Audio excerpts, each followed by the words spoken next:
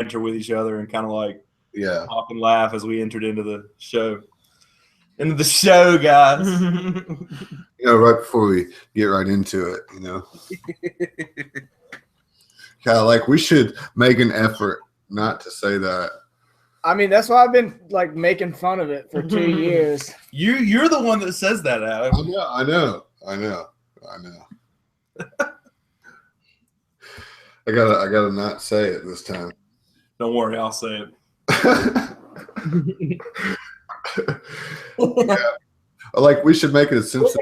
We're gonna like try not to do it and get to a point that we go, well, No, dude, it's just gonna be like a meta thing, you know, like we're not supposed to say it, and that's why we say it. All right. Good times. All right. Well, I guess we can start whenever. I've already got it recording, so Make sure we get all of this bullshit banter in the podcast. all of it. deleted scene. Yeah, I'm in deleted scenes. I still love it, even though we haven't, like, we don't know exactly what's going to happen. I still feel like the book readers have a way better advantage over predicting the future than show watchers. I mean, you know, and you so still know a lot of other vital contextual things. It still allows us to be pretentious. Yeah. Well, That's not gonna go away. It's like we go, oh, Tower of Joy next week. Tower of Joy Yeah, next week. You're oh. like, what are you talking about, Tower of Joy? Oh, you wouldn't You just understand. don't. You just wait, motherfucker. You don't even know. look, I wonder how much that's going to even resonate with the non-book readers. You know, like I really wonder if anybody's going to give a fuck. You know? Oh, yeah, dude. They better. It's Well, kind of a big deal. But I know it is and Mary a deal, all their friends. but for So, us, it was introduced in the first book. You know, like this is for people who haven't read the books. This is their first thing. We're 6 seasons in. John just woke up. I mean, it depends on how much they reveal, I guess. You know. Mm-hmm. They're gonna have to do a scene. Man, are we? I feel like we need to be getting this like in the discussion and not pre-discussion. We might as well just get started then, I guess, right? Hold up, we're waiting on Heath. He walked away. I think he's got to pick his little baby teeth. I mean, I got to finish this whiskey drink, so. You're drinking a whiskey drink? And it's a vodka drink. Oh my God, it's the first thing that came to my mind. You know, y'all are all supposed to be drinking too. Oh, Danny boy. I'm drinking. Good. I don't have any beer, so there's that. That's a bum. Yeah, I got to drive, so I'm good. Yeah. Sames. I'm really hungry too, so I'm gonna have to like. Yeah. How you not gonna eat before you come over here? I ate lunch. I was trying to get here as fast as I could, so I could do a rewatch. All right, y'all ready? Yep. Might as well. Heath is there. Yep. All right. Fine. Remus, That's fucking weird. Higgins, Apple Monster, Lycan. Henceforth shall they be known? It's so hard not to say y'all's real names. I know, dude. You and Dane are down a point on that I one. know. We are. Tally throughout the whole season. You could be in charge of that, I Remus. will. I think I'm not that petty. You are. That's why I think you'll do a good job. I don't know. Shots fired. I don't feel bad about Hashtag that. wrecked. Yeah. Burn. The verbal abuse has begun already. Did you watch those hype videos? No, you got to do that real quick. You need to watch it before we get started. You got to know. Really... You got to be on our level. Yeah. You know? Yeah. Like, you're not there yet. It's already 7:30. You're 7:30. It's 2-minute video, like, dude, really. All right, just watch the Jon Snow one. Watch the snowball hype. Throats while we sleep. John's taken a risk, but he has to. We don't stand a chance otherwise. Sometimes a man has to make hard choices. Choices that might look wrong to others, but Hitler you stash know is are great. right. You believe that? With all my heart.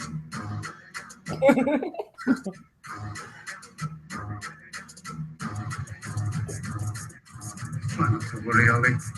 You're worrying about John.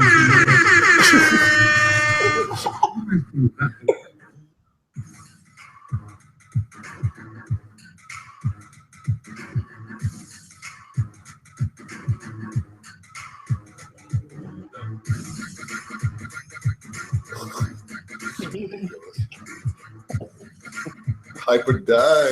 What do you think? You think he's gone for good? I mean, if I had to bet, I would say like it's a 50-50 chance.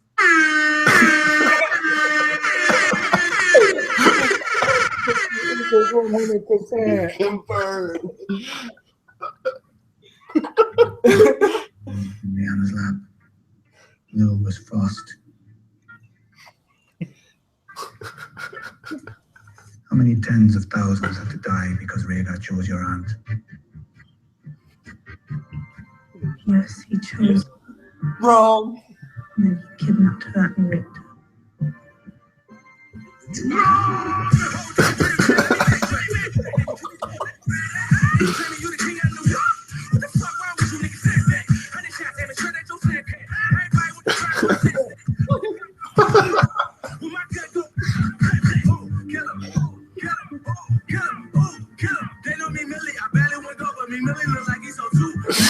Fuck you.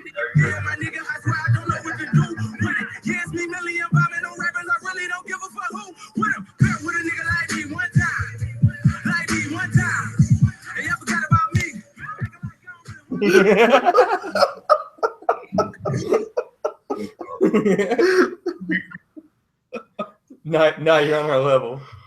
I feel it now, man. You're like 1/3 there because there's 2 more videos. That's insane. The Ridiculous. Quick Game Bowling is phenomenal. Is going. Like, it seems more and more likely, and it's hard for me to admit that because I was pretty. Quick Game Bowl is happening, bro. This is the season of hope. Everything you ever wanted is happening this season. Uranus Dario, it's happening. Yeah. It does seem like it's like, all right, book readers, we know we got to do this because George Martin hasn't. Here's everything that you've wanted. Boom, boom, boom, boom, boom. Now And I shut think- up when we fuck everything else up. Yeah.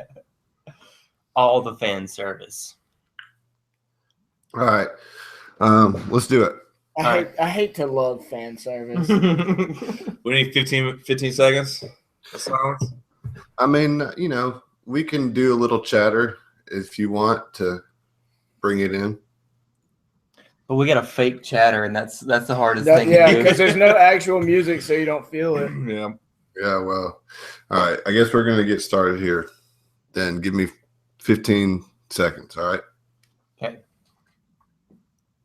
May have to use your babe song. Oh, sorry. What makes you think that I didn't hear that, man? Oh. All right.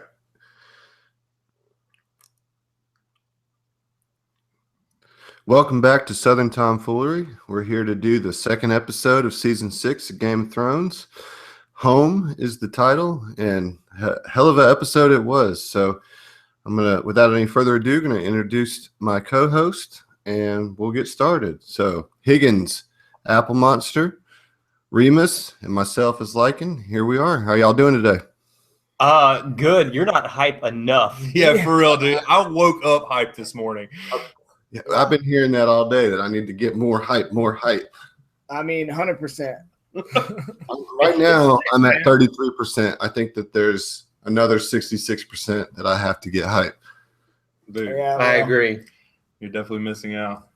There's definitely a lot to get hype about on this episode.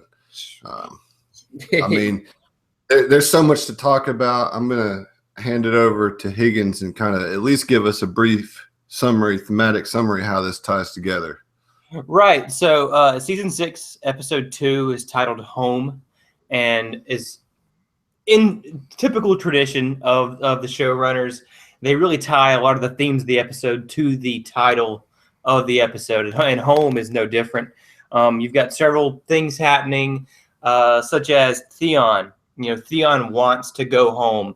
Back to Pike is what the presumed location is. Apple Monster shaking his head. I think Pike is where Theon's going to try to go, just in time for the King's Moot.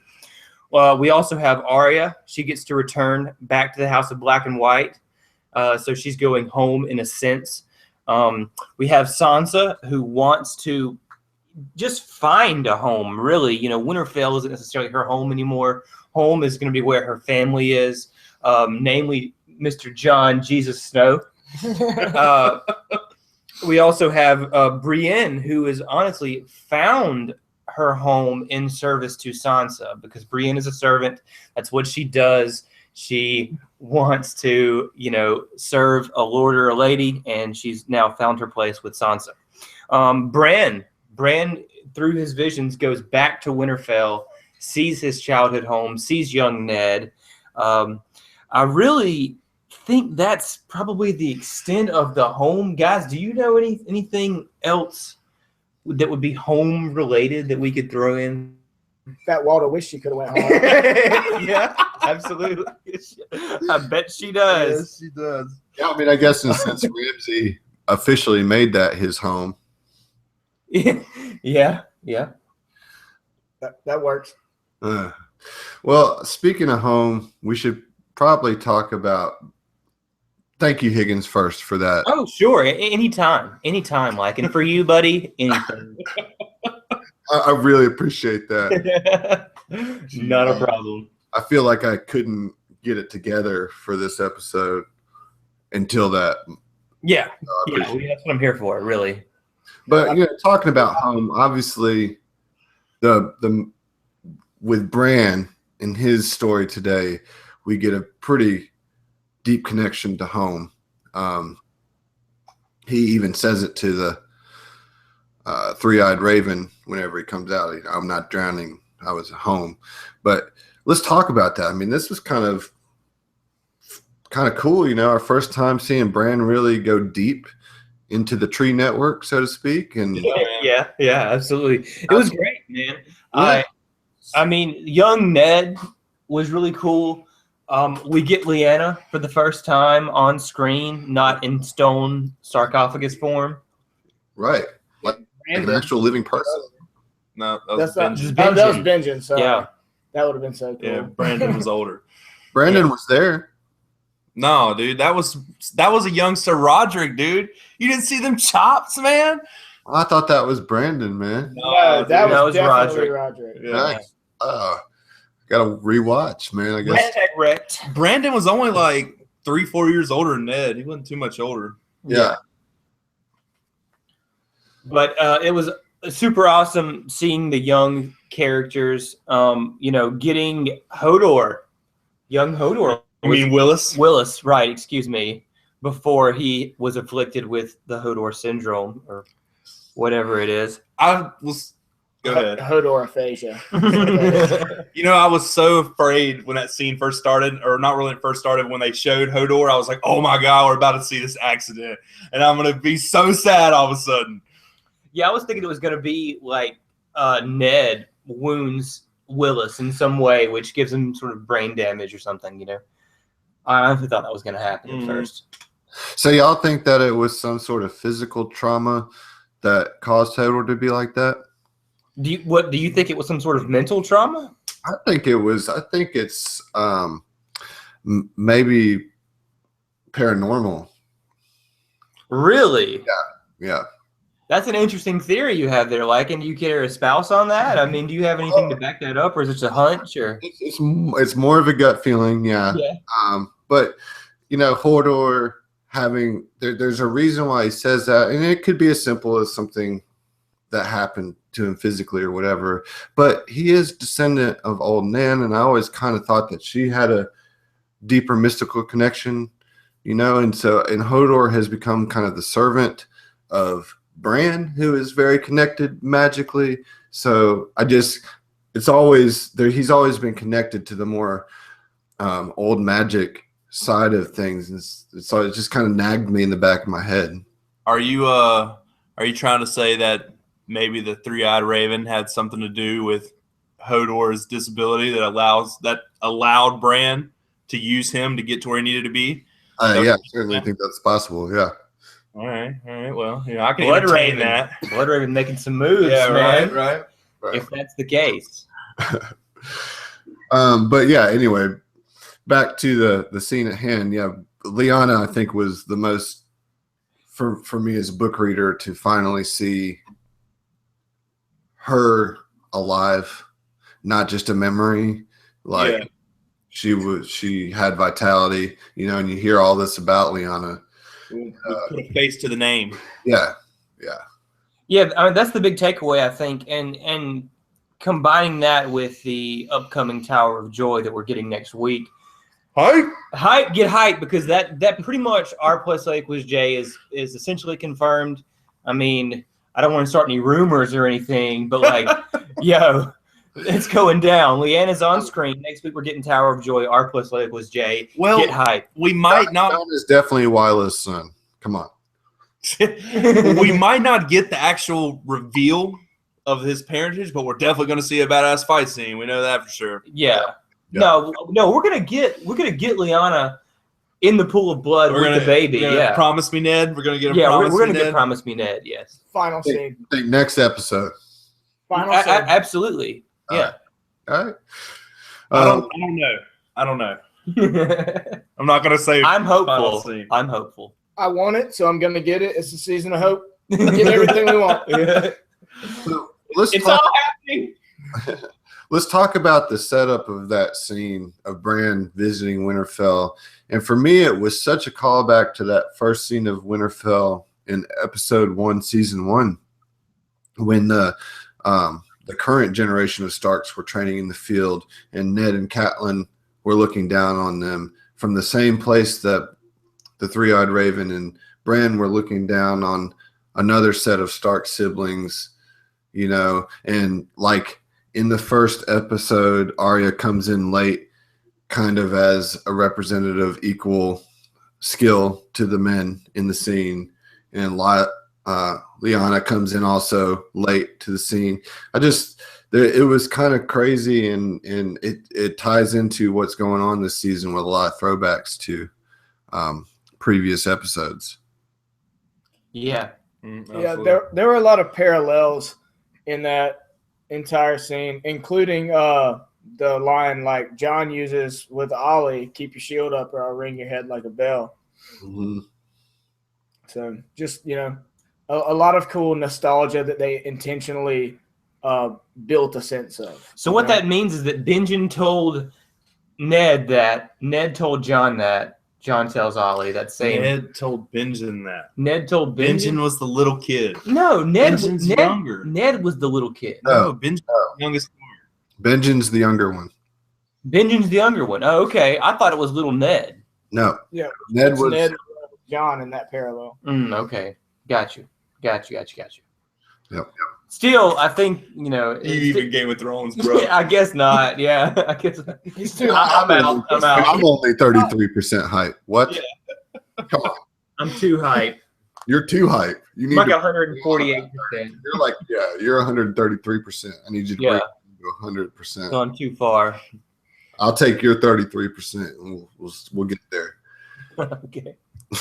All right. So yeah, that was cool to see Bran. We haven't seen him for a season, and what a great introduction back to Bran. Yeah, absolutely. Being that that's the first that we get of Bran, we didn't get any Bran last week, which was disappointing. Everybody wanted Bran. Very disappointing. So I think this was a great delivery on the part of the showrunners to give us Bran in such a cool capacity. I mean, what we're going to see with Bran, I think, for a while, probably most of the season, is the flashback stuff. We're going to get a history of Westeros abridged via flashbacks through Bran, I think. Well, it's sort of a relevant history. Yeah. Yeah, And it's going to be great. Yeah, I'm very much looking forward to it. And the Children of the Forest look awesome. Yeah. So much better. That one child. I mean, there's only the one. The singular child of the forest. And, Excuse you know, me. in season 4, they just looked like dirty orphans. Now they actually look like a mystical race of people. Elvish. Yeah. Well, not just that. They've got almost like kind of reptilian and plant-like features in a very, kind of cutting appearance. You know, it's just really a lot more intimidating, striking than it was previously. Also interesting seeing Bran walk. Yeah. That was one of those things that was like, oh, wow, yeah, I forgot. He can do that, but not really. It's also interesting seeing Bran be 32 years old. Right? How pissed would you be if you were the actor who is Hodor and you were used to carrying this little kid around, and then to 2/7, you're like carrying around a 6'6" giant, dude? Hey, man, that's what he gets paid the good money for, you know? He's got giant's blood. It's fine. Yeah, he's okay. I mean, if anybody can carry 6'6" Bran, it's Hodor. That's like an extra irony to Bran's paralysis is that he's like super tall. Yeah. They had no idea he would grow that much. It's like, dude, lay off the fucking, Wheaties and shit. Like, no, that was intentional casting per advice from George R. Martin because he's a sick bastard. Basically. Yeah. Anyway, I think we fairly covered that scene. I mean, there's Mira moping around. The child of the forest gives her a little pep talk. You know. And in that pep talk, she like straight up says Bran's not going to be here forever. Yeah. Right. Like so because Bran has to ride a dragon. Bran, I thought that Bran was going to become the next three-eyed raven, like he was going to become embraced in the tree and be stuck there. And I did think he was going to warg into a dragon. I didn't actually think he was going to ride a dragon, like physically, but I thought he was going to warg a dragon from the great tree in the north, So for me, that was a little surprising, or maybe just contradictory to my hopes. But it's still interesting to see, okay, well, Bran does still have a physical role to play in the events to come, Absolutely. Well, it's kind of almost a red herring. Like it makes you, the story makes you think that he would kind of grow into the tree and be the new Raven, just because he's so disabled. Like it's set up story wise to lend itself to that belief, which has already kind of been a recurring theme of like the story itself making you think a thing's going to happen and maybe eventually doing it, but at least drawing you out for a bit. Yeah. All right. Well, let's move to the next scene, and like where we go from here, it's a lot of big scenes. So I just want to talk about Tyrion next, because for me that was triumphant. Yeah. Fist pumping. Talk about hype. I'm hyped for this. Lannister, unlyncher of pins. He's like, I want a bunch of crazy titles too. Here's mine. Well, but this is so satisfying as a fan of Tyrion because, like, he's always been not only a little guy and an underdog, but he's always been almost obsessed with dragons kind of in his free time. Like, this is his childhood dream. Like, what did you want to be when you grew up? Best friends with a dragon. Okay? Well, he's been rejected his whole life, and to be accepted by a dragon, like, oh my gosh, dude! Like, and the reason he's accepted by that dragon is respect. Like he comes into that situation with a certain respect for the animals that most people would come in, that being fear. You know? Oh, I think he was pretty afraid. He was afraid, but he also was equally reverent of the creature and interested and tender almost, like he told a very like soothing, like I really want to be friends with you kind of I mean, story. he really did sort of share a piece of himself with the dragons. And the story that he told, the story that he told was actually directly from the book, and it was wonderful. Yeah. Oh, and just to note, that was Rhaegal, the one that he like told the story to and connected with. Mm-hmm. And so, like, if he's gonna ride a dragon, it's gonna be Rhaegal. Wow. It's gonna be Rhaegal. Yeah, because Tyrion has to ride a dragon too. Get hype. Yeah. Get hype. Hype. I'm so excited. Are but you? Honestly, the idea of Tyrion riding a dragon. Hey, a very small man can cast a large shadow. Yeah. Oh, hey Dude. now. I'm so pumped. I love that scene. And the fact, what was crazy is that, you know, there was actually some moments of suspense for me in that scene, even though, like, rationally and logically, I was like, there's no way that Tyrion's going to get eaten by a dragon. But it's a testament to the way that they shot that scene, where I was still like, but he might, you know. That shit, dog. But how good did those dragons look? I was watching Oh, Apple Monster, and he just goes, "Oh, spending that money, Dragon money. dragon money, God, well spent." This It looks week. so good. Their budget is huge this year, and It's I can't big. wait. It's only the biggest show on television. I mean, Yeah. they've got a few dollars to throw around on it. I mean, but you are right. I mean, the scene itself was tense. Like, even though you pretty much know Tyrion's going to be okay, you still could feel the fear and kind of adoration pulsing off of him, and just the realism of the dragons that they have all that money to put in the show helps. You know, like, it really, like, makes it believable. You buy it, how intimidating these dragons are, and they're like slobbering all over the place and shit. Oh, just the fire coming from the back of their Yeah. throat. Oh man, I mean, that would be all it took for me. I'd have pissed my pants and run. Like, Yeah. that'd have been it. shat myself Yeah. very quickly. Yeah, I So don't- prop to Tyrion for having balls of steel. That is literally on my notes page. Tyrion has some big balls. For real though. I mean, for real. That was an intense scene, but it was very satisfying. And you know, the fact that Tyrion was able to make this connection, I think, brings us into one of our newer segments, Tinfoil of the Week. So I'm going to hand it over to Apple Monster to give you some background on why Tyrion might have had such a connection with this dragon. All right, thank you, Lycan. All right, guys, this tinfoil theory is way out there. All right, but it's been circulating since 2012. Okay, and it's kind of like there's been a few things they've added onto it and whatnot. But the whole thing is, this theory says that maybe King Ares, the Mad King Ares, somehow had sex with Joanna, which is Tywin's wife, and caused to have a child outside of wedlock, which is Tyrion. And some say this is the reason why Tywin left or resigned from being Hand of the King. But there's two excerpts from the book that kind of lend a little credit, not much. You know, it's very thin, but it lends a little credit. And the first one is Tywin in A Storm of Swords. And he says, men's laws give you the right to bear my name and display my color, since I cannot prove that you are not mine. All right. And then there's another one that Sir Barristan is actually talking in A Dance with Dragons, and he's telling Daenerys this. He said, Prince Aerys, as a youth, he was taken with a certain lady of Castley Rock, a cousin of Tywin Lannister.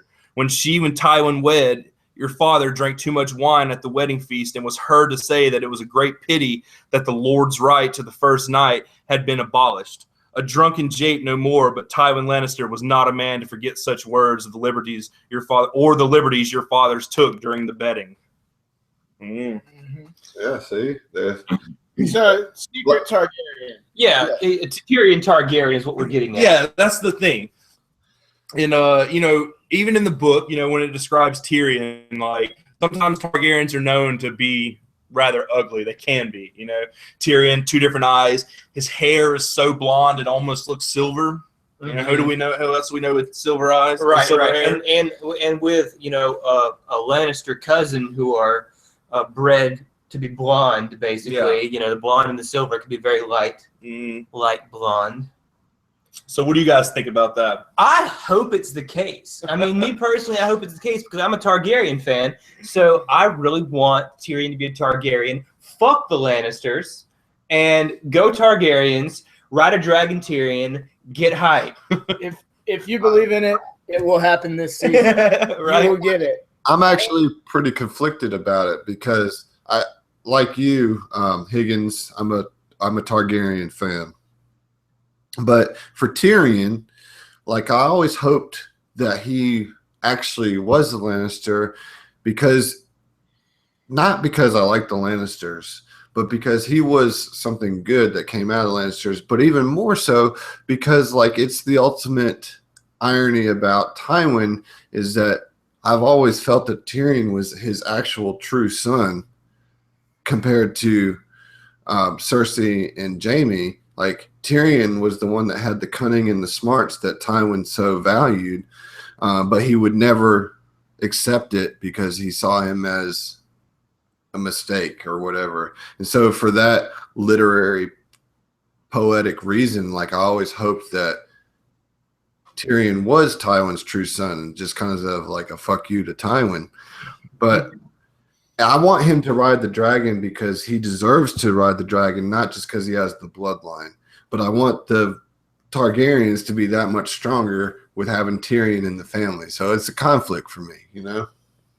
Well, you know, in the book, the prophecy says that the dragon has 3 heads, but it doesn't say anything about them being Targaryens. I'm with you, man. I hope he's a Lannister because I like to fuck you to Tywin.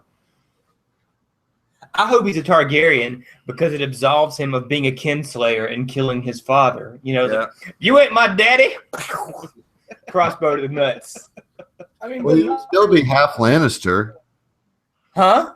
He would still be half Lannister, wouldn't he? Well, Yeah. Maybe, yeah, because she was a cousin. She was of the Lannister bloodline. but he ain't his daddy. He is his daddy. That's what I'm saying. He's just Well, a he person. raised him, but he was a shitty authoritarian asshole to Tyrion his whole life. You know what I mean? So to me, the poetic justice would be him not actually being his son. I don't know. I want Tyrion Targaryen to be a thing. Ares TT. would have been worse Oh, to him. TT. Yeah, true. Ares would have been far worse to him than Tywin would have. Well, it's an interesting Burned him. theory, and like most tinfoils, probably no chance of it being proven either way. But that's what we like about them, right? Yeah, not at all. This one was reach.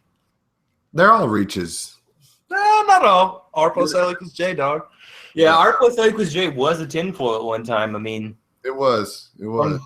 from book one, and now it's 100% confirmed. 100%. Get hype. Just for the record, I just want to have Tyrion stay a Lannister. He's done well as a Lannister so far. Well, you're a Lannister fanboy, and I do. Tyrion's the like best thing the Lannisters. Lannisters have going for him, you know. Yeah, kind of. No, I'm gonna go ahead and say who he is. You know, All right. Well, all right. What are we going to next?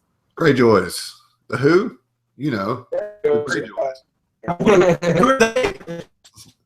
I mean, and I'm not talking about Theon. There are other ones that we haven't seen since what, season 4? For like half a season.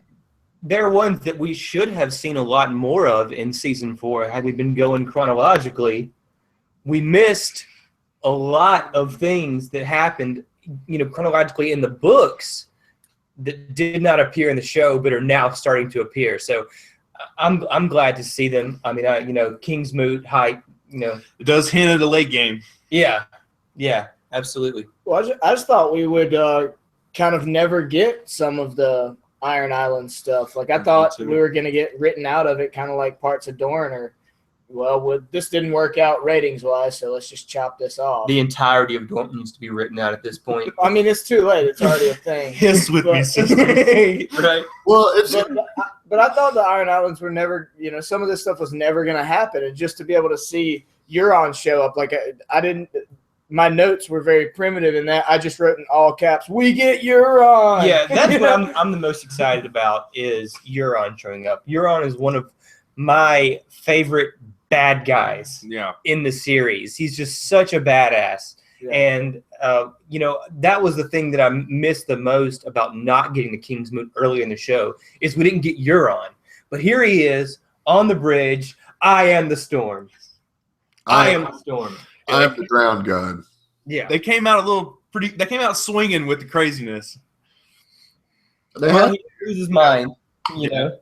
it is late in the game, and they, you know, if you're going to introduce new characters, they got to bring a big impression. And you know, and he again, like the comparisons between Dorne and the Iron Islands, I think, are going to be large, and I'm 100% certain that the Iron Islands material is going to come out on top because there seems to be some connection to it, some passion put into it that's just absolutely lacking from Dorn. The few little bit that we got is already tremendously more impactful, suspenseful. Like I'm invested in it from the get-go, as opposed to Dorn, who was like did everything they could to make me not give a fuck about it. You know, like. Well, and another thing, man, is that in the book, the plot line to Dorn is way more complicated than the Iron Islands. Yeah, in my opinion. I mean, you had Kingsmoot, and then it went from there in a pretty straight path. Yeah, again, it solidifies my opinion that Dorn should have never existed in the show. And they should have spent last season. It doesn't matter. We're getting it now. So yeah. I'm excited about it. I'm going to stay hype. I'm not going to try to bring my hype level down. Right. Not for the sake of Dorn. I just wanted to make the comparison that they're both kind of parallel as far as their relation to the greater story. But this is what a side story looks like by a team of people who care about the side story versus a side story that obviously it didn't seem like they gave a shit about, you know? Right. But yeah, I am excited. I'm super hyped. We get Euron killing Balon, which is kind of a big deal because it was a speculated thing for the book readers, but now we get confirmation via the show that Euron actually does kill Balon. Absolutely. It's another That's pretty awesome. We also get the introduction of Aaron, the damp hair. Another of the. It's not the introduction of him. He was in season 2. No, different guy. Okay. Still the damn hair though, right? No. Just different actor. No, he was never cast as damp hair, and they cast him as just like Iron Island's priest. I don't know why. Sure, yeah, he's the damp hair. Gotcha. Why not? But we actually get him talking, playing a role, sort of, you know, I don't want to say he is on Yara. I want to say Asha, but Yara's side, you know, but he is there in a mentor-like capacity of some kind of. You don't think so? No, man. She straight up says, I have the right to the Iron Islands. He's like, Kingsmoot. Yeah, well, I mean, what he's doing is he's advising her on the reality of the situation. But I do think he'll throw – I guess he's going to have to throw his lot with her because Euron's not a godly man. Right, exactly. Yeah. Even though he is the drowned god, apparently. But Euron was saying what amounts to blasphemy in Aaron's eyes, which is, I am the drowned god. It's like, no, dude, I don't think so. The drowned god is the drowned god. You know, get right. Yeah. And with Aaron being such a devout priest of the drowned god, he can't possibly throw his lot. Well, you know, we're talking about all this stuff in the Kingsmoot, and it's not there yet. But show watchers, you're gonna get it. You're gonna get it. It's coming. Get hype. Kingsmoot. Well, I was about to say, like, if you aren't a book reader like we are, and we get very forgetful about, like, you might not actually be very familiar with what a Kingsmoot is, you know? Right. Like, you probably got the general impression that, some kind of major decision about leaders going to be made, and that's true. But it's an age-old tradition of the Iron Islanders from, thousands of years way back past, where you get together and basically have a big multi-politician rally to see who gets like the most caucus. Supporters. It's kind of like a caucus, but like way more drinking and cussing. It's a big. It's like a political thing mixed with a hootenanny hoedown. Yeah. There you go. It's good old-fashioned fun. It's a good old-fashioned redneck vote.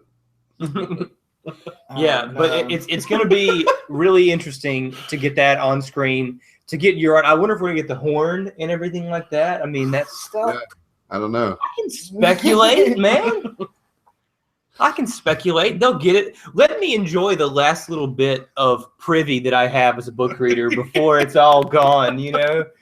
Absolutely. I'm behind it. No, this is the season of hope. You're about to get everything you ever wanted. So let's keep the show watchers with us without bogging down too much book shit.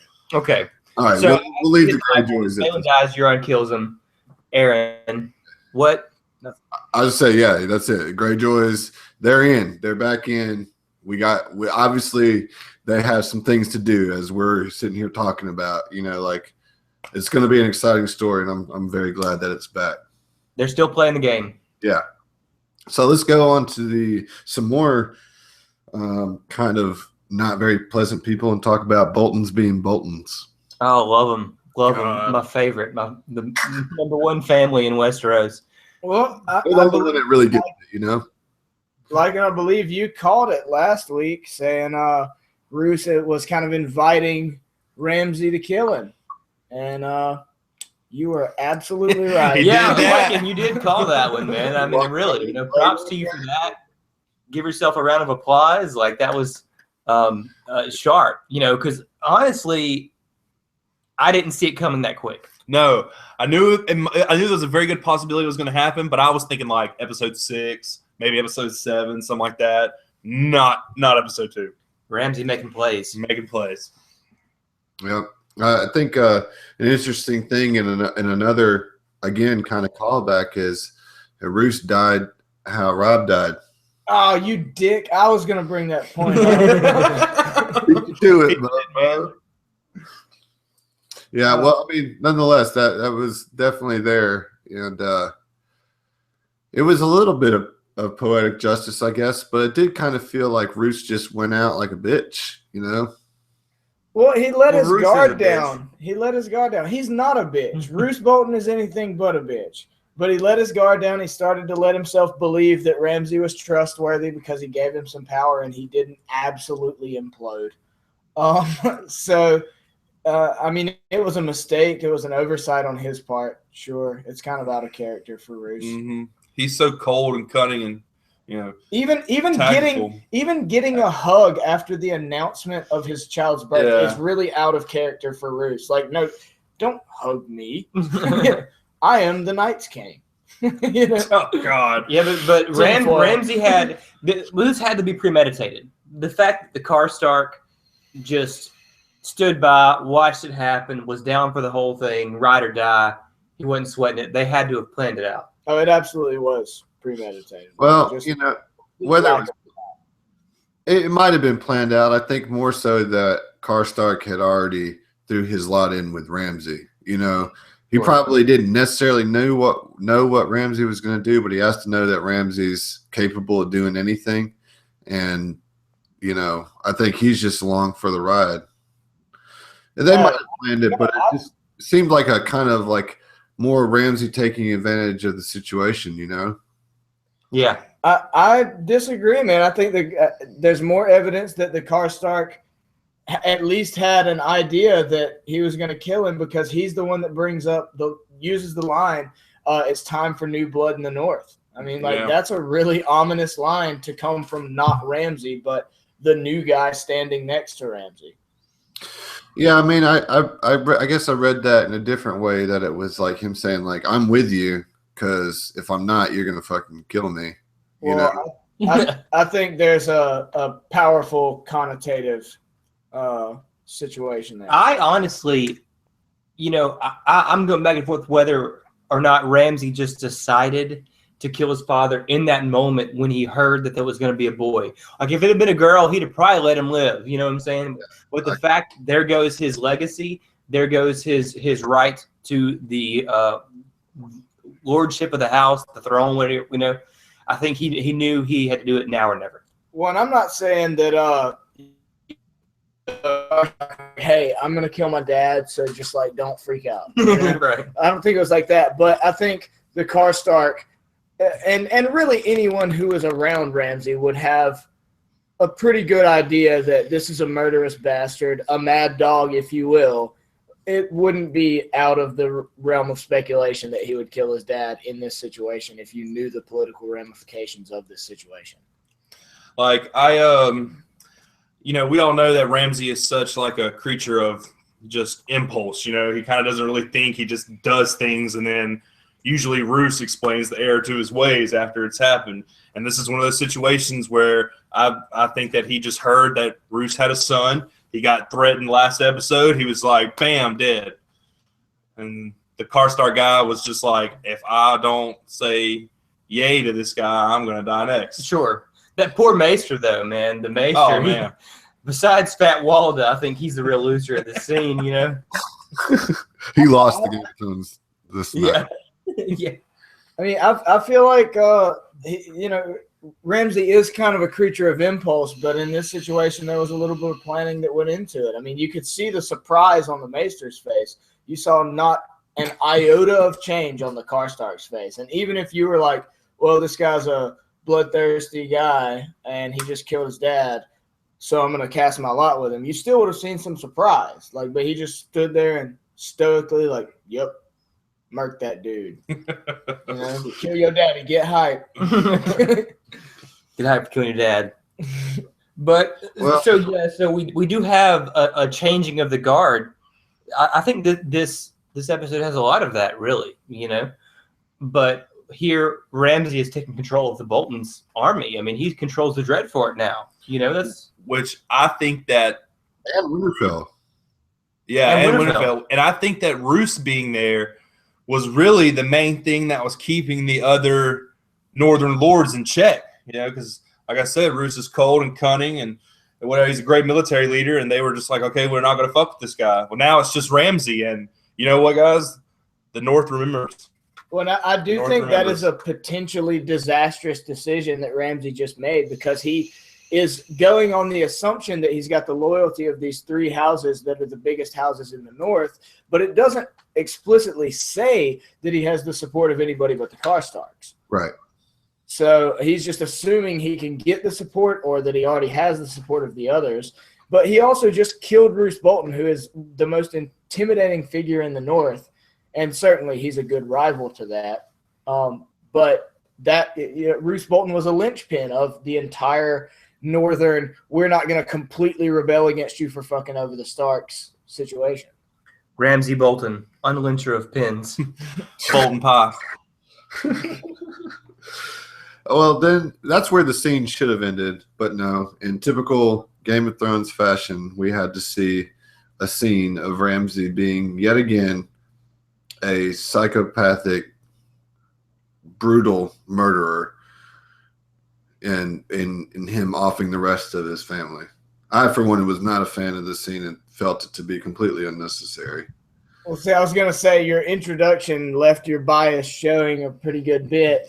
You obviously didn't care for it. And I can understand why, I guess, just being sick of, the violence of it or whatever. But this is Game of Thrones. Like, you're going to keep watching and keep getting violent scenes. And I think it was important to not skimp on Ramsay's overthrow of this northern small empire kind of thing. That was a major agree. thing. I agree. I think that Remus and I are in agreement that it was just fine having it in there, whereas Lycan and Apple Monster think that it was unnecessary.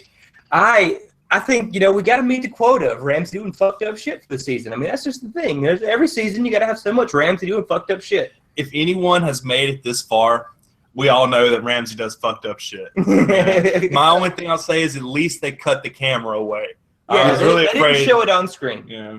What I was going But to say, it just quota situation. It's that is the other half of his overthrow. He killed his father and then killed the heir that would have usurped his authority. look. I'm not saying that he shouldn't have. His character wouldn't have killed Walda and the baby. What I'm saying is that the screen time spent to show that and make it all kind of drawn out, and it was like, you're not showing us anything new about Ramsay. You could have had that same information be passed through some dialogue, but it's in there for shock value. It's in there to be something that's talked about the next day. And, oh, I couldn't watch that. I turned it away. I'm not against the violence. I actually laughed out loud when the Sir Robert Strong smashed the dude's head into the wall. I cheered when the giant smashed the one of the Night's Watchmen into the wall. I like the violence, but this just seemed like unnecessarily gritty, and it didn't teach us anything new about the character, and it seemed to be there just for shock value. I don't know. And I think that there was been spent better, and it's not like we needed to know this for some character development about Ramsay. I agree. I mean, I can understand the side, but I want to see the whole situation of an overthrow. I think it's important to not just gloss over and oh, he killed his dad. Boom, let's move on to the next thing. because he is an important character, whether or not we like him. Oh, we hate him. He makes Joffrey look like a little kitten. But dude. he is important. He is vastly important in the scheme of the story. And I mean, I'm not saying that like you should shy away from Ramsay, like, and as I said, like the horror of who he is and how thoroughly he would take over can still be shown without a 4-minute dragging a woman into a kennels and getting eaten, her and her baby. Like you can, that all that information can still be conveyed on the show without making it precious screen time. Yeah. Well, anyways, let's go to the next thing. I get it. You want it cut for efficiency, whatever. Let's go. No, you don't get it because that's not at all what I was saying. And we'll round out this trio of terrible families with the Lannisters and their time in King's Landing and kind of having some family moments and giving advice to each other just seems like a bad idea. What, giving advice is a bad idea? Lannisters giving advice to the other Lannisters. Well, I mean, they've had traditionally horrible advice in general. But that is like a recurring thing of the entire Lannister setup is getting and giving advice to each other and comfort. Like, despite being viewed as one of the coldest families in Game of Thrones, they still are like trying to comfort one another or comfort someone throughout their scenes. Because they're all they have, man. Because they just constantly alienate everybody else. Fuck everyone who isn't us. Which that kind of leaves out Tyrion. I'm not so much talking about Tyrion, but Jamie, talking with Tommen, and Jamie has been gradually tiptoeing into some fatherly territory. Like he actually has been doing some dad things. Just in time for them all to die. Yeah, well, it's about time. Yeah. Well, and that adds to the ultimate tragedy of his, reluctant decision to be a father. Well, it's not like he could openly be a father for a long time. I mean, well, much more openly than is in the books. He came out and talked to Marcella about it before she died. Yeah. And, Yeah, but I mean, as far as book or show, until Robert was dead, I mean, he couldn't even hint that he was their father. But anyways, you've got that advice, him talking to Tommen, saying, go talk to your mom. Everybody makes mistakes, that kind of thing. Like that's some very fatherly, sagely advice. And then Tommen actually going to Cersei and like trying to get her forgiveness and saying, I need help learning how to rule. Even though scary.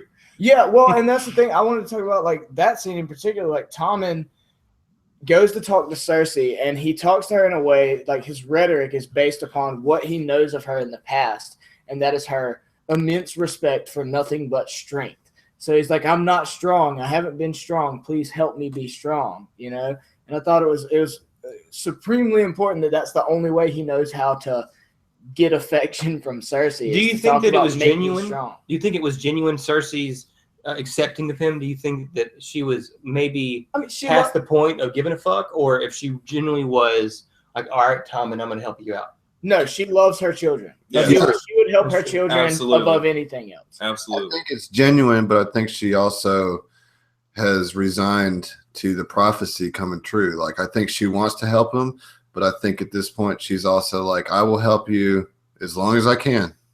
But I know that at some point you're going to be taken away from me too. Like, I think she is broken to that sense to where she expects everything that she has to be taken from her. But I do think she loves Tommen and will do everything that she can until he's taken from her to protect him and help him. Yeah, and despite her perception of having very limited time with Tommen, she would still, in my opinion, do absolutely anything she had to help her children. She knows they're going to die. Just being the paranoid Game of Thrones watcher that I am, I just kept expecting through that entire scene when she went to hug him, it's like dagger in the back or dagger in the chest. Get it over with. Well, that's just Game of Thrones making you jaded. That's what I'm saying. I'm paranoid, man. That is the most out of character thing Cersei oh my God, it's do. about to happen. I thought the best part of the King's Landing scenes this week were the peasant telling the story of how he whipped out his dick in front of Queen Cersei on her walk of shame, and then subsequently Robert Strong just braining him against the wall. That was great. How fun would it have been to be that guy who just like, hey man, you want a 3-minute scene or a 2-minute scene in Game of Thrones? He's like, yeah, sure. What do I get to do? It would have been so fun. How do you feel about your skull? Yeah. What was the other thing? Well, the other scene that I was a big fan of, we can talk about that in a minute, was the High Sparrow and Jaime's confrontation. That shit was awesome. That is what I thought was that, and the Cersei Tommen were the best scenes. Like the one you talked about, Apple Monster, with the guy talking about whipping his cock out. And It was just fun. it was fun, but it was stupid. It was Like, hilarious. I didn't take a whole lot of value, and all it showed you was that the mountain is running around killing Cersei dissenters. Talk shit, You get know? hit. Exactly. He's walking around. You pushed into a fucking wall. So I didn't take a lot from that. I think that was actually one of the weakest scenes in the entire episode. I thought it was great. fun. The banter was great. I like how he made fun of the size of Jaime's penis. The half an inch shy of an inch line was gold, comedy gold. It was the exact thing you would imagine a bunch of peasants from Flea Bottom sitting around a tavern talking about. Exactly. You know? Yeah, we don't get that enough. It's all based on the royalty. We don't get enough. It was kind of a comic scene because, like, you knew from the get-go, like, as soon as this dude started telling his story, you're like, oh, this dude is dead. Like, he is Oh, dead. God. Yeah. Like, and it was just like, all right, how's it going to go? And then, like, of course, oh, this is a chance to show Sir Robert Strong just be a beast. You know what I mean? Like, it was so nonchalant, too. Like, there was no, like, real anger in it. It was just, like, dead, you know, one shot, dead. You know? See, that's all it was, though. Like, to me, like, if your kind of argument from earlier is like we could have just cut the Walda part for it being too long and it not really revealing anything new to us, like, that's the same case I'm making for this. Like, it didn't reveal to us anything new. We knew she had the mountain as a bodyguard, and we knew he was a beast. Well, we hadn't seen him in action yet. That's Exactly. been reanimated. Exactly. That was the thing. That's what I enjoyed about it, was we saw the sheer brute, cold force that he Yeah. can exhibit. It's different. It's different than the anger-driven force of the mountain. You know, like, this was just cold. Like, there was no emotion in it. It was just like, oh, you're nothing, smash. And I thought that was somewhat interesting, and it was funny. It didn't make me want to crawl out of my skin. Like, and I'm tired of feeling that way watching Ramsay. Like, I get it. Makes you feel. I felt the same way on a lot of the Joffrey scenes of season 2. Like, as good as that actor was for Joffrey, like, we really need to see him beat 2 whores? It was that same kind of feeling of like, okay, this is in here for shock, and it's not showing us anything new. Whereas the mountain scene was funny. I didn't feel like I wanted to crawl out of my skin, and it did show us the mountain reanimated, actually physically doing something, you know. Brutal. That's still just kind of, to me, it's more enjoyable than it is important. Well, see, I thought it's set up for the scene where Cersei tries to leave to go to Myrcella's funeral, and then having the Lannister guardsmen be there and look at the mountain intimidated. You know, I think having him smash a dude's skull in really put a point on why they were so afraid of him. And another thing which I thought was awesome was that the scenes in the outside the little tavern and inside the Red Keep showed that the mountain is not a mindless zombie, that he actually can understand people, follow orders, and think for himself. Like, he found the shit talker, smashed his head in, but literally sat there, and when the guys told Cersei for the 3rd time she couldn't leave, stepped forward, put his hand on the sword, and then turned and looked to her for direction. Right. So he's not just Zombie Mountain. Yeah, I mean, he can hear, think, and make decisions. I thought that was huge. But he is fiercely loyal to Cersei. I mean, whatever juju Qyburn put on him, man, it's working really well. And he's in there. He's in there. Yeah. So let's talk about the. Hold on. Are we still in the Lannister section? Yes, absolutely. Okay. The big scene of the Lannisters where he talks to the High Sparrow. Yeah, because I think we have differing opinions about this scene. Go ahead. being the Jamie fan, Remus, I'll let you put your perspective out there first.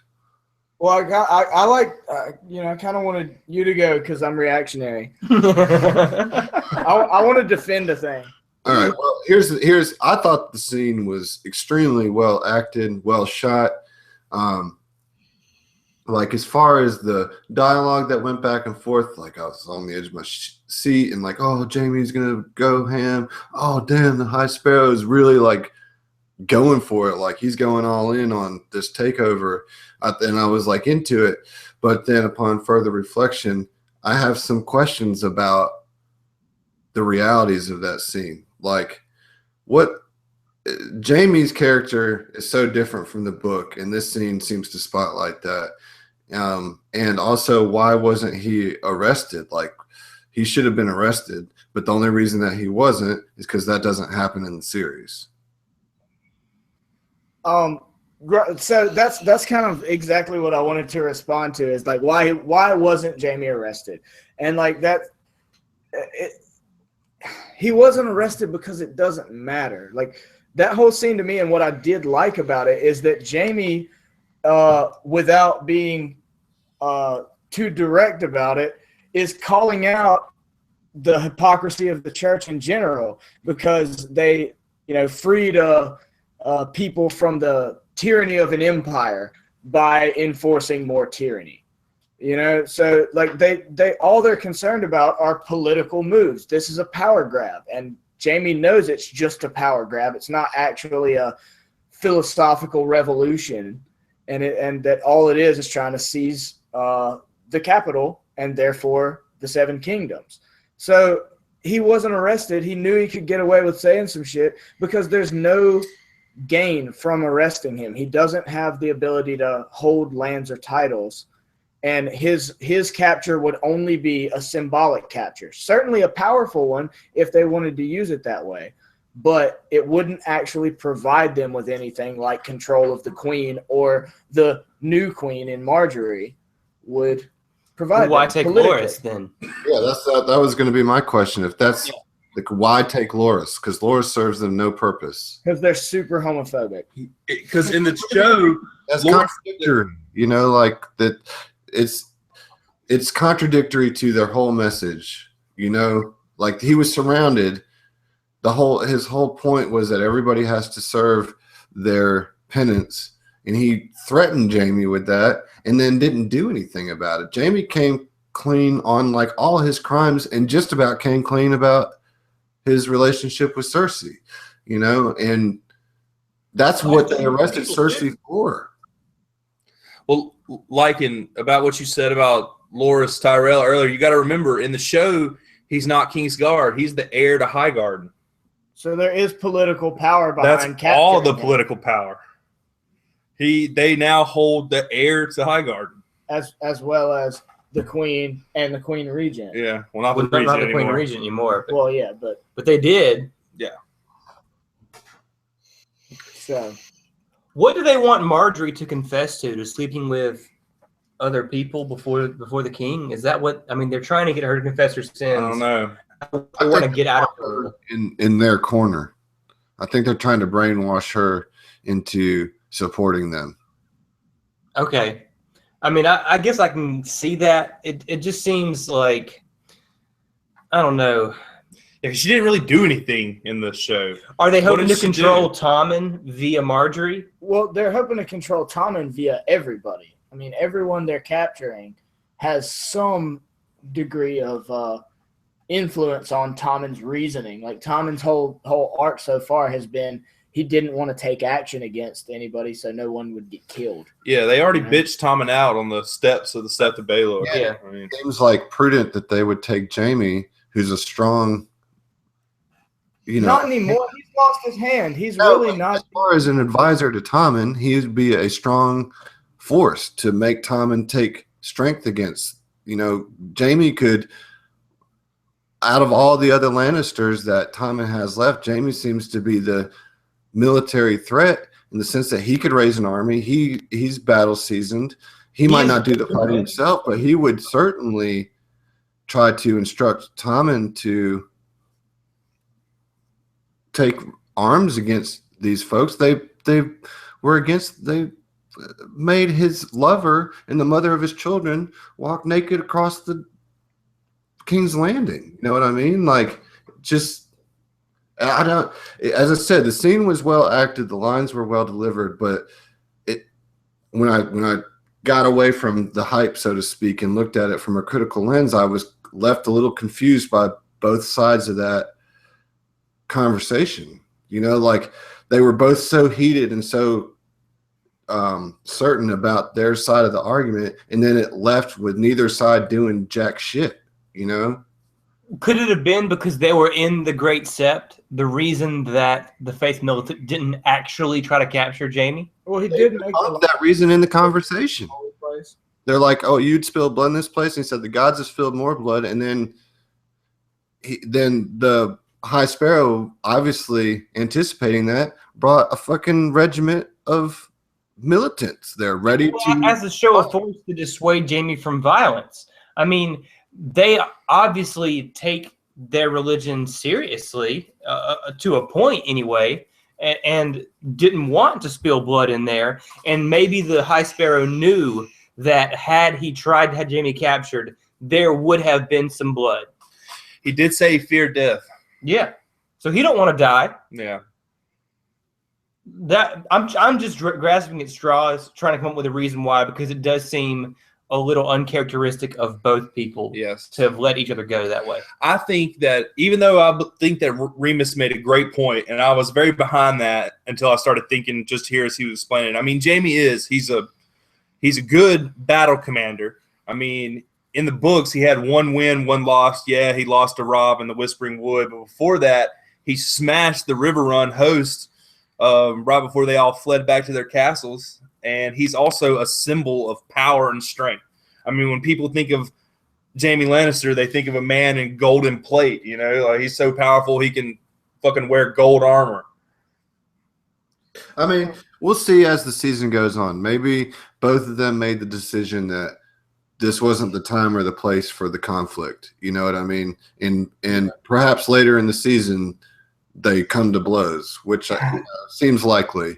It was hard for me to walk away from that scene knowing, and I guess my book knowledge of Jamie also kind of came into play, but it just didn't seem like Jamie would just walk away from that situation being that far invested into it, you know? Well, old Jamie wouldn't have, but this is new Jamie. New Jamie has so many doubts after losing his hand and realizing he's not an invincible, basically demigod. You know? Lost a son, lost a daughter. Yeah, Yeah, but I mean, he's at a low point as far as confidence is concerned. he didn't seem that Honestly. way in the conversation that he had until he got put in his place, you know? But he did. I'll just say this. I don't think this will be the last confrontation we'll see between No. Jamie and the High No. Sparrow. Well, but it seems to me like this whole Lannister plot is leading to this conflict between the Faith and the Lannisters. Oh, yeah, I we mean, gonna that's have- what we're doing. Trial by combat. Clegane All right. will get- Get hype! Get hype! Would that mean that the Hound's fighting for the Faith? Yes, Absolutely, Well, yeah. that's my theory. That's what I've been telling everybody. I think the Hound is gonna be Who do you want to win that fight? priest of the Faith, of a sect of the Faith, and then somehow have to defend the Faith against Cersei's mountain. The Hound is going to show up. He's going to get into play, maybe not as devout, but as an excuse to fight Gregor. You know what I mean? Yeah, but that's his antagonist. yeah. So then the Faith win. I'm sorry. I Faith is probably my enemy number one, villain number one for me is the Faith. So I don't want to see them win at anything. It's all part of the plan, dog. It's all part of the plan. Well, that's the thing. You All right, don't necessarily get Clegane Bowl like you want Clegane Bowl. This is Game of Thrones, man. If we get it at all, I'm excited. We're not going to get Snowball like we wanted either, I think. But Yeah, I mean, I'm still hyped. I don't necessarily support Cersei's mountain or the Faith's Hound, but I want to see that fight. Yeah. All right. Well, let's move on then from that. Speaking of hype, Speaking of hype, let's get to the wall. Well, actually, let's cover some bits and pieces, and then we'll go to the wall. Okay. Just a couple quick stops with Sansa. Theon's leaving Sansa, as you said, wanting to go home.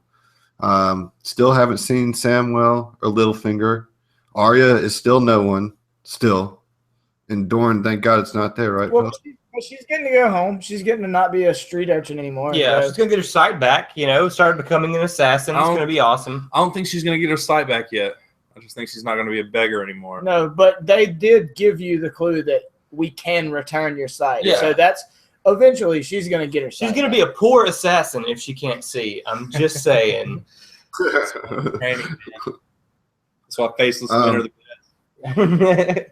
They are the best. You can't beat a faceless man. But Sansa, Theon. I mean, just real quick. I do think Theon's going back to Pike. Being Theon says he wants to go home. Immediate cut to the shot of Pike. I would think. I think it's a red herring. I think that Theon is going back to Winterfell. That's where he most feels connected to home, and I think he's going to try to kill Ramsay. I think that's a wild speculation. As much as I want Theon to kill the Ramsay, season of hope you're going to get it I if you don't. want I don't think it's going to happen.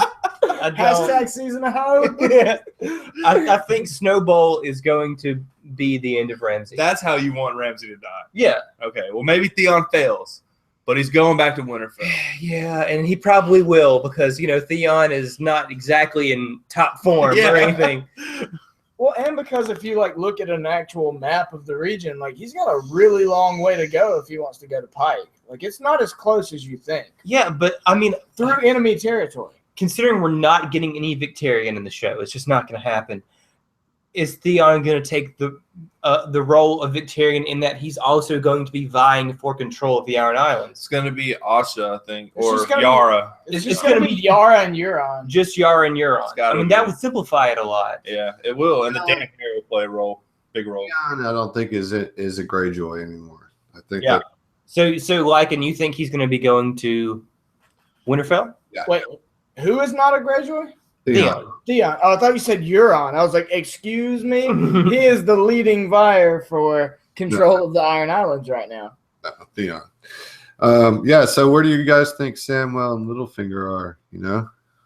Well, Littlefinger, I don't know.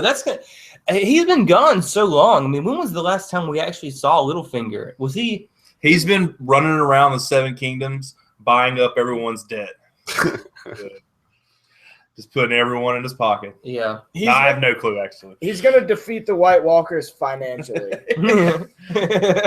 Samwell is in Old Town, is he not? Is that not He's where? probably somewhere on a boat. Yeah, I doubt he's there yet.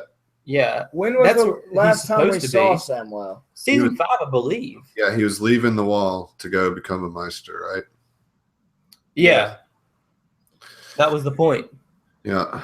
All right. So those were just check-in scenes. All right, let's move into the wall. We'll start with the standoff and then get into the final scene. My first impression was I was so hyped whenever Davos whipped out Longclaw. Dude. And he was like, I'm not much of a fighter, so I apologize for what you're about to see. But I was like, I don't care, because my man Davos has got Longclaw, Valyrian steel in hand, ready to fuck up Alistair Thorne. That's what I initially thought. But it got better.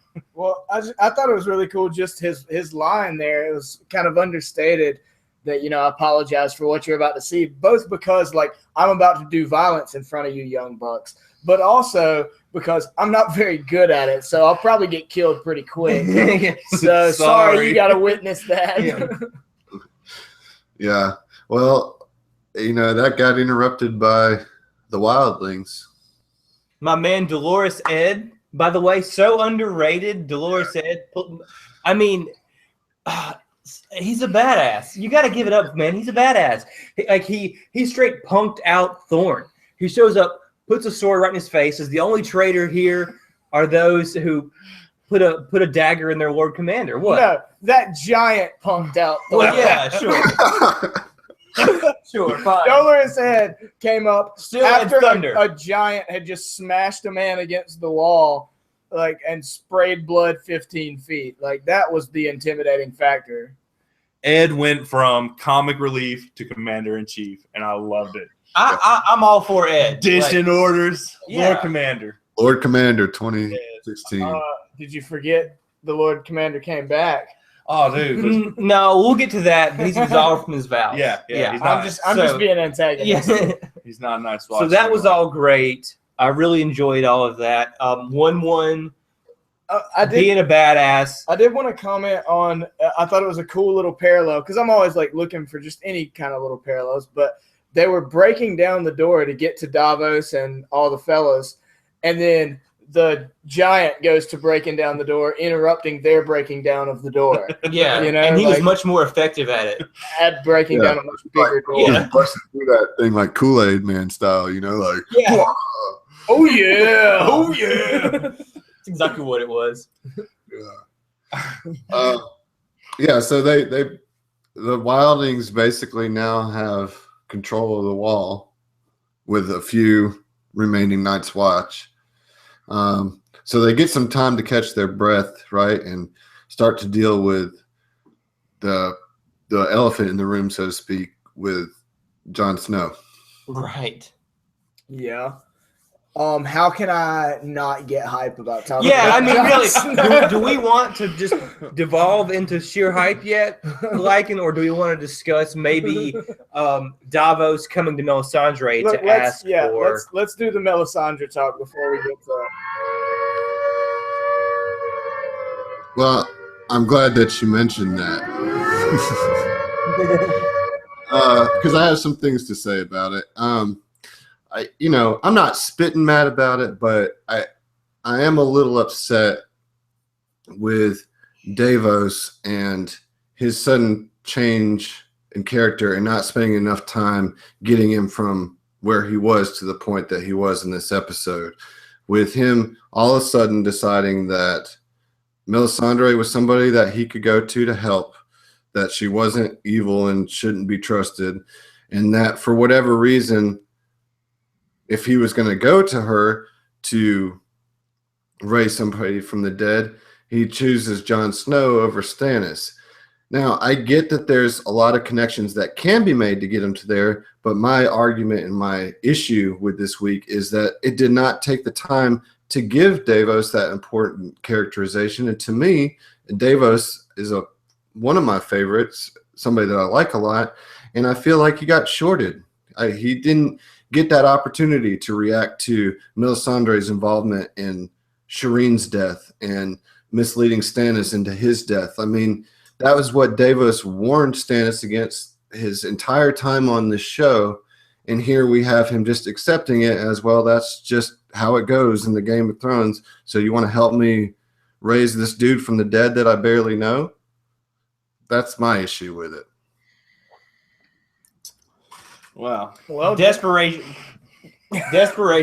I was gonna say desperate times call for desperate measures. Exactly. As the weakest of excuses. All right, you got to look at it from Davos's perspective, and I know that this isn't shown on screen, and I completely understand your argument about it should have been shown on screen, but here it goes.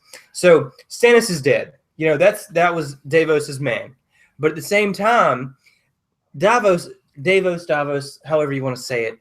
I'm going to keep bouncing back and forth, I think. But That's fine. Anyway, I think there was a major shift in Davos whenever he saw Shireen die. And I think he decided if Stannis is willing to sacrifice his daughter in his pursuit of power, he might not be the guy that I thought he was. Fuck him.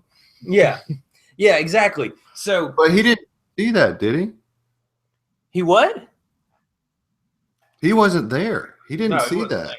But he knows. But yeah, how do you not know? I mean, That's what I'm saying. Like, he wasn't there, so he only heard about it, and we didn't get to see his reaction to that. Like, that's, I don't know, man. That hurts my feelings as Davis. they shortchanged on that. I agree. But here he is. He's got to make a decision. He's got the wildlings here. He's got the remnants of the Night's Watch, you know, with no Lord Commander. And there's only one person in the whole 7 fucking kingdoms who could unite the wildlings and the Night's Watch. And he's laying dead on a table. So Davos gets to a point where he's like, and by the way, here's one person in the whole 7 kingdoms who can do something about this man being dead on a table. let me go ahead and holler at this lady real quick. I mean, what? He had no other choice. He had to. It had to be Davos, and he had to do it. Even if he does have scruples with her. Yeah, even if he doesn't Yeah. like her, I mean, she can. The only person who can help. Maybe now that John is back, he'll just like put a dagger in her heart. I wouldn't mind seeing her die. Fuck her. I mean, seriously, that would piss me off even more. That would.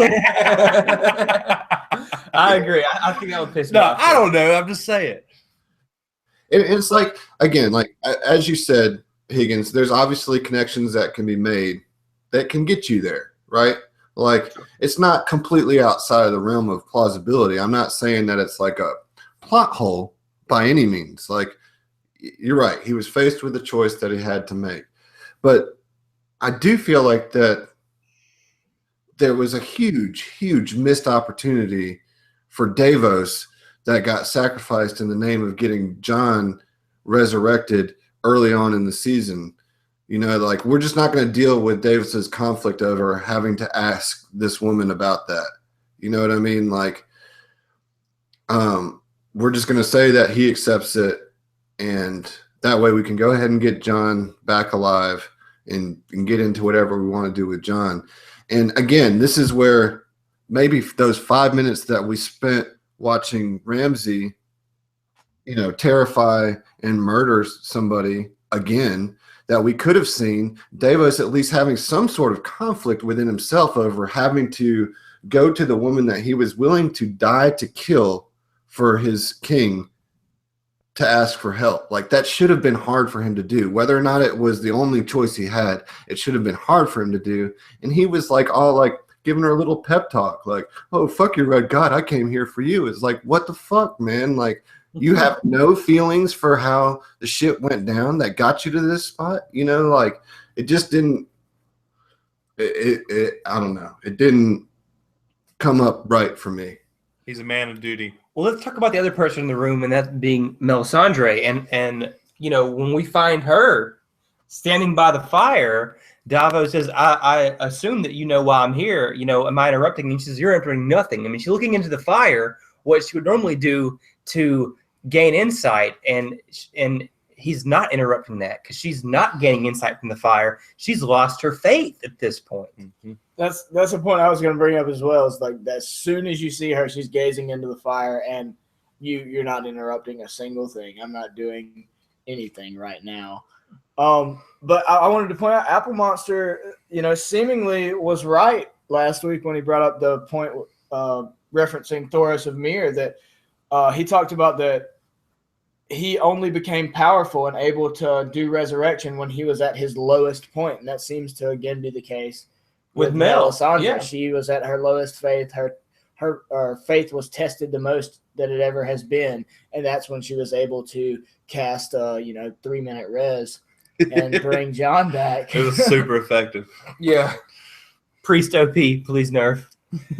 But, I think that it really wasn't even her running through the motions that brought John back to life. I don't think it was the chanting, the spells. I think it was just her, Go ahead, Remus. You guys are raising your hand. Apple Monster, go ahead. Okay, look. I loved during the scene where the whole time she was very unsure of herself. Yeah. She was running her hands over his chest, and the whole time she kept looking up at his eyes, like, "Oh, I'm gonna miss it. Oh, is it happening?" The yet? most Oh, damn." uncomfortable you've seen Mel in her own skin yet. She was no confidence. Right. Well, I just think, if your argument is that it wasn't necessarily running through the motions that did it, my counter to that would be it was probably all that king's blood all over his chest and belly that had something to do with it. Not necessarily as much as the haircut and beard trim that she gave him. Yeah, I mean, you got to get a haircut and a beard trim to come back from the dead because you Hell want to look your best. You look fresh to death. Yeah. Well, but with the king's blood thing, like even if R+L=J doesn't turn out to be true, which is a possibility at this point, 100% confirmed. Even aside from that, the Starks themselves were kings of the North. Sure. So that alone is king's blood, and he was absolutely coated in 15 knife wounds worth of blood. Yeah, but she washed it off. Though. Yeah, but she did it as the precursor to the ceremony. Yeah. And I hated it, but I'll say I kind of love this line. But when Tormund walks in the room and looks down on John's body the first time, he just goes, "I took a lot of daggers." Like that was his only comment. It's like, damn, the dude got stabbed alive. Yeah. He did. Well, You there's noticed a subtle nod to his own, like, it took some doing to kill this man. Yeah. But I'll tell you what, I thought the scene itself was handled very well. I thought it was shot great. It had the appropriate amount of suspense. Yeah. Lots of long shots of dead John where you're going, is he gonna come back? No. Here's Ghost just chilling on the floor. And then when you think, okay, it's toast, Ghost just raises his head, and that leads to John opening his eyes. I mean, it was fantastic. Sure. I was watching it in a room full of people, Apple Monster and I, and some of our friends were watching it. I think we all jumped out of our seats and screaming. It was so huge. Yeah, I mean, it was a big moment, and I, despite my picks about it, overall, I was so pumped. It's something that book readers have been waiting for a long time, and 5 years, no big deal. Yeah, I mean, and to see it happen and just it actually happened. We all knew, but I think, at least for me, I always had a seed of doubt. Just what if it isn't? You never know, man. With Game of Thrones. But it was good to see it confirmed and to happen, and God, it was so nice. John's back. Get hype! Woo! Hey! Fuck! It was such a happy moment, dude. Oh, yeah. Which was immediately stifled by the fact that the episode ended. Yeah. As you should have known was going to happen. Like, oh, he's alive. Fuck you. Tune in next week. And I will. Yeah, Don't absolutely. worry. I'm coming back. Actually, I think we should just stop here. We should want to see. Thanks for listening, guys. Apple Monster out. But it was great. It was fantastic. I'm so glad John's back. I mean, John, like I said, to me, he's the chosen one. It's got to be John. And he was back, and he wasn't back like as a white with the blue eyes. I mean, it was actually John. Yeah. However, we don't know what it is yet, because think about Beric Dondarrion with Thoros of Myr. He talked about every time he died and was resurrected, it felt like a piece of him was gone. So it does change you. So I'm interested to see, because Kill the boy. Listen, no, that's not entirely relevant. My point is, Jesus Christ, that Beric Dondarrion, every time he died, he had Thoros of Myr right next to him. He rezzed him pretty quick. He's super fast rezzer, Yeah. Jon Snow was dead a full, day and a half, 2 days? 1 day. Still, that's a good long while to be sunrise fully to sundown. dead. That's still much longer than Beric Dondarrion. But not 24 nearly hours. as long as Catelyn, who very much lost herself. Why are you shaking like this? Like, dude, everybody knows about Lady Stoneheart, dude. Everybody knows. Not everybody. If you're a show watcher only, look up Lady Stoneheart. The shit happened. You know what I'm saying? I was just saying there may be a possibility this season. Yeah, okay. Well, if it does, great. I mean, dude, no big deal. We're not spoiling anything. I mean, Lady Stoneheart has been speculated on since, season 4? So I don't think we're spoiling anything by giving it away. All right, But fine. the point I'm trying to make is John was, yes, dead longer than Beric was, but not as long as Catelyn. Who we have no proof of ever being in the show again. Like, Lady Stoneheart isn't necessarily in the show. But it's also fucking cold at the wall, so it might have preserved that body Yeah, a little exactly. bit. Yeah, that's what I'm saying. It's pretty cold. Pretty I'm cold. just saying there It could- was pretty much held on a slab of ice for a while, While I do not think that John is going to come back happy-go-lucky, peppy, cheerful, good to go, friendly old John, I mean, he's not going to come back as an agent of the White Walkers or something, Was he ever happy or friendly? I agree. When was he ever peppy, happy old John? I'm like, oh, who are we talking about? John? Isn't this the emo kid that I've been watching for? Yeah. I mean, fair point, but you get what I'm trying to say. Yeah. He's not going to be the same John, but he's not going to be a horrible individual. I think he's still going to be the leader that we need. Yes. The hero we deserve. Yeah, exactly. He's fucking Batman. Well, but is he going to stay at the wall? I mean, like, No. You brought up that he's absolved of his responsibility to the Night's Watch. So, like, what we going to Winterfell? We're absolutely going to Winterfell. Snowball is on, 100% confirmed. Get hype. It's happening. John's going to kill Ramsay. Then turn around and he's going to go north of the wall and fight the White Walkers. All right. Well, we just Do you have any evidence to the contrary? Well, we have 2 more seasons, right? After this, or Right. Is it just 1 more season? 2. Okay, so Short we can pretty seasons. much guarantee that the showdown between the White Walkers is going to be the finale to this series, right? I mean, that's like what everything's building to. Sure. So we got time. We got time for the snowball. No, we got time for it. We got time Snowball's for the happening. snowball. Clegane Ball's happening. Get hype. Well, let's bring that into the lightning round. The lightning round. All right. So this week we're going to start with Kill of the Week. Remember, each of us answers individually. So let's start with you, Higgins. Kill of the Week. 1-1. Smashing that stupid Night's Watchman's face in and then throwing his body on the ground. Fatality. Yes. All right, Apple Monster. I'm going to go with Franken Mountain.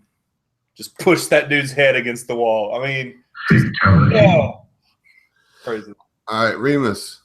while not as flashy as these guys' kills, Ramsay, his kill of Roose had the most genuine implications for the story. And Yeah, it's funny enough, despite my complaints about the hound scene, I'm going to go with you on Ramsay as the biggest power play, you know? Yeah, indeed. But it wasn't All right. the coolest. Yeah. But I will say that both the smashing against walls kills were pretty epic. Absolutely. Yep. Underutilized method of death. You know what I mean? You just don't see it enough Yeah, anymore, you don't. man. What They've happened got to plenty that? of swords. You know what I mean? Smashing somebody's face into the wall. Underutilized. Well, and yet another small parallel, Yeah. like the doors being broken down. Two giant fucking dudes smashing dudes into walls. Yeah. Same episode. All right. So this next question is, who do you want to see back more? Like, who's been missing from the show for a while that you want to see, such as Gendry or the Brotherhood Without Banners or Benjen or anybody else that might still be out there? Well, those are all the same people. They're all the same character in disguise. So that character. All right. That was Remus's answer. Apple Monster. Benjen, who is Dario, who is Hot Pot. All right. Higgins. Samwell. Samwell. I want to see what's going on with him. I miss old Sam. For me, it's going to be Littlefinger. I want to know what that dude's up. Oh, yeah. I got my missing character back this week in Bran. That's who I've wanted back for a while. Fair enough. So we talked about this a little before, but I want to give each of y'all a chance to answer. Where does Theon call home? So we're going to start with you, Apple Monster. Winterfell. All right, Higgins. I want it to be Pike, but it's probably Winterfell. All right, Remus. Skagos. Obscure. It's such a hipster. I mean, Skagos. sure. Bold strategy, guy. Skagos. Him and Rick and Benjen are all going to hang out in Skagos. Yeah, I got to say Winterfell. I like Skagos, so you win that round. Well, thank you. All right. So who won the episode, guys? Who had the biggest move forward in the episode? I would say Jon Snow because he's no longer dead. That is a fairly valid point. But he didn't even do anything. He became not Yeah, dead. he's not dead though. That's the thing. Like that's a pretty big power play. Well, and upon not being dead, becomes the leader of the Night's Watch potentially, and the Wildlings. Well, I'll give him the victory when he does that. I'd say for this episode, I think Tyrion gets the win, man. Oh, you took Yeah, it from me. I was Tyrion's gonna say pretty good. Tyrion because he gets to Targaryen, free dragons. unwincher of pins. Breaker of chains. Higgins, you got anybody? Melisandre. Okay, I see. Now Will that, won that the makes episode. sense. She won it. Priest OP. Please nerf. All right, so let's rate it. I'm going to start this time. Yeah, we missed this last week. Yeah. Good. I'm going to give it a 9.5. It was an excellent episode, one of the best in recent history for Game of Thrones. It loses half a point because of the scenes that I've already ranted about. So Higgins, what you think? Well, Jon Snow is alive. All issues aside, 15 out of 10. All right, 15 out of 10. All right, what about you over there, Apple Monster? Well, I'm gonna, stay within the rules, and I'm gonna say that there wasn't a scene that I didn't love, and that's strong for Game of Thrones. And I've never done this before, but I'm giving it a 10 out of 10. 10 out of 10. Wow. Never done it before, but it was so good. What about you, Remus? I guess me and Apple Monster get role reversal today. I'm going to be the lowest score. I'm going to go just a 9 out of 10, which is still super dope. Yeah, but it's Game of Thrones. I mean, I do think there are a few, things that weren't perfect, and that's the most critical I can be. Is like a couple of things weren't perfect, so that's a good 9 out of 10. I would say everything was great. Even my rants aside, that episode from start to finish was incredible, and I hope it's a sign of things to come. I mean, that's all Yeah. season or episode 2, man. I think we're going to move fast, and I think it's going to be awesome. Yeah. Season of Hope. Hashtag Season of Hope. This is the one, Let's baby. get it trending. Let's get it trending. Season of Hope. Season of hope. Season of hope. You hear that, 5 listeners? Or that's just being 2 listeners. But yeah, really, get hype, I think, is the theme for tonight. It's fucking great. I mean, it's just fucking great. Lots of fist pumping to be had.